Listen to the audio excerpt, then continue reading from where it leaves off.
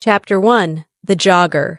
Dan and Sue are police officers. In London, it is a Tuesday morning. Dan is angry. "What's the matter, Dan?" Sue asks. "Look at this."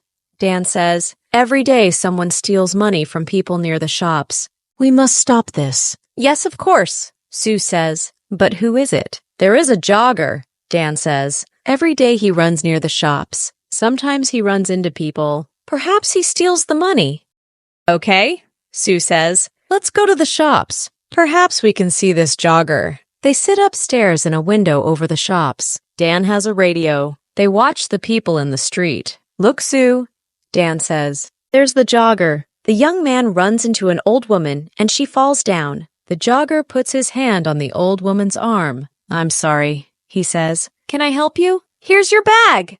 Then a young woman shouts at him. "Don't run here," she says. "It's dangerous. Go away." The young man runs away. Dan talks into his radio. "Quick! Stop him!" He's running up North Street.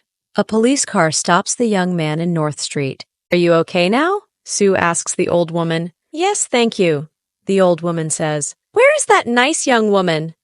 "I can't see her now." "Have you got all your money?" Sue asks. The old woman looks in her bag. "No, I haven't. My money's in my purse, but my purse isn't here." "Okay," Sue says. "Let's talk to the jogger." "Who are you?" Sue asks the young man. "My name's Peter Jones." "Why?" "Who are you?" "We're police officers." "Why do you go running past the shops every day?" "Why not? I like running." Peter says. "Okay," Dan says. "Let's look for the money." "What money?" Peter Jones asks. "What are you talking about? I never take money with me when I run." Dan looks for the money, but he cannot find any. "Can I go now?" Peter Jones asks. "Okay," Dan says angrily. "But don't come back." "Why not?" Peter asks angrily. "I live here and I'm not doing anything wrong." He runs away. "What do we do now?" Sue asks. "Where is the old woman's money and her purse?" "I don't know," says Dan. "Somebody has it, but who?" Chapter 2. TV. Dan and Sue go back to the shops. "I don't understand," Dan says. "The jogger hasn't got the money, so we must look for someone different." "Look, Sue," says Dan.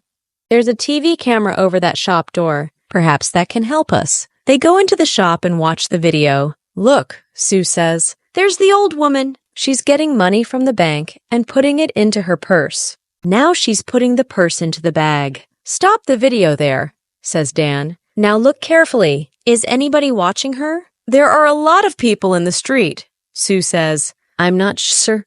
Is it that man with the long hair, perhaps?" "Let's go on," Dan says. They watch the video. The jogger runs into the old lady. He stops and helps her. She shouts at him, and he runs away. Then a lot of people come and help the old lady. "Look," Sue says. "The long-haired man has her arm." "Yes, but that woman has her bag," Dan says. "What's she doing with it?" "Oh, I can't see." "There's a man in front of her," Sue says. "Listen," Dan says. "I have an idea. You go to the bank tomorrow and take some money out." "Why is that a good idea?" Sue asks. "Because we can watch you," Dan answers. "Get a lot of money from the bank and let everybody in the street see it. Take a radio so you can talk to me." "Okay," Sue says. "We can do that tomorrow morning then." Chapter 3. Help Me Quick. Next day, Sue goes to the bank. Dan is watching with another policeman, Jim. They have radios. "I'm getting the money now," Sue says. "That's good," Dan says on his radio. "Now let everybody see it." Sue drops the money near her feet. People in the street look at her. "Look, there's the man with the long hair," Jim says. "He's picking up the money. Shall I arrest him?" "No, wait," Dan says. "Watch." The man picks up the money and gives it to Sue. "Here you are," he says. "That's a lot of money. Be careful." "Thanks," Sue says. "That's okay." The man smiles and walks away. "Have you got all the money, Sue?" Dan asks by radio. "Yes, it's all here," Sue says. "What can I do now?" Sue asks. "Buy some things in the shops and then walk slowly down the street," Dan says. "We're watching you." "Buy some apples, milk, and bread." Then she walks slowly down the street. Dan and Jim watch her go. "Is anybody following me?" Sue asks. "No," Dan says. "There's a woman with a baby, that's all." "Don't follow me," Sue says into the radio. Nobody must see you. I'm turning right into Smith Street now. I'm turning left into Peg Lane. The woman with the baby is following me. I'm turning right into Dale Avenue.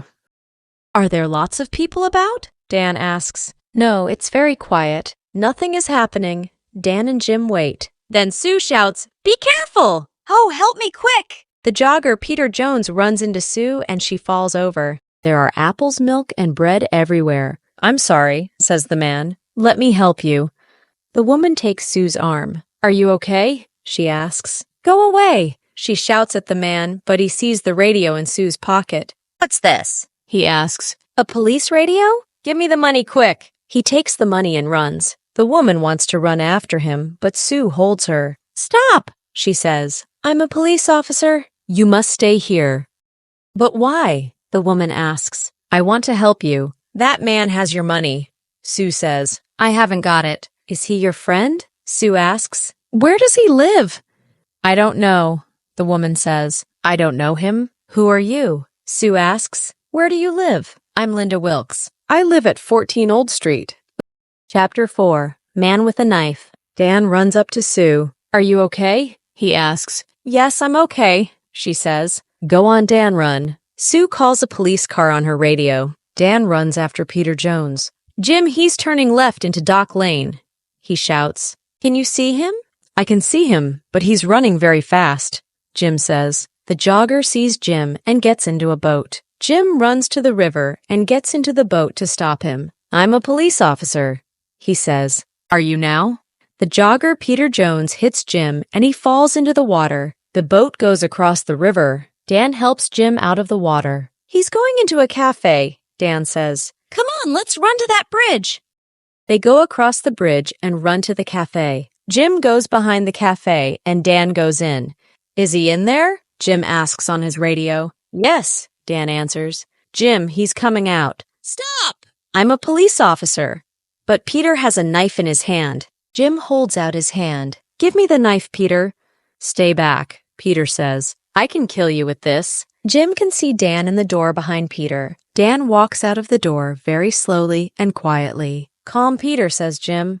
Give me the knife. Dan takes Peter's arms from behind, and Jim takes the knife from his hand. Dan finds the money in Peter's trousers. Chapter 5. At the police station. I want to go home now, says Linda. My baby is hungry and tired. Do you know Peter Jones? Sue asks.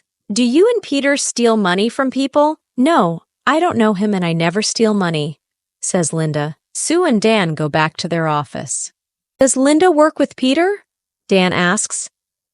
Yes, she does, says Sue. Watch this video, says Sue. Look, there she is. She's watching me get the money, and now she's talking to someone on her phone. But who is she talking to? She's talking to Peter, of course. Now she's following me and talking to him again. She's talking about me. Dan and Sue speak to Linda again. Can I see your phone, please, Miss Wilkes? Sue asks. My phone? Why do you want to see that? Well, it remembers a lot of numbers.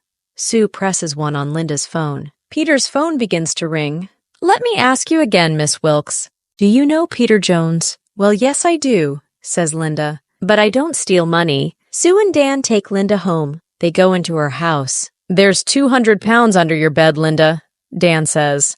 And look, this is the old lady's purse. This is a nice photo of you and the baby, Sue says. But who is the man? Is he the baby's father? Okay, it's Peter, says Linda. Yes, I do steal the money. I'm sorry. No, Linda, it's not okay, Sue says. It's not okay at all.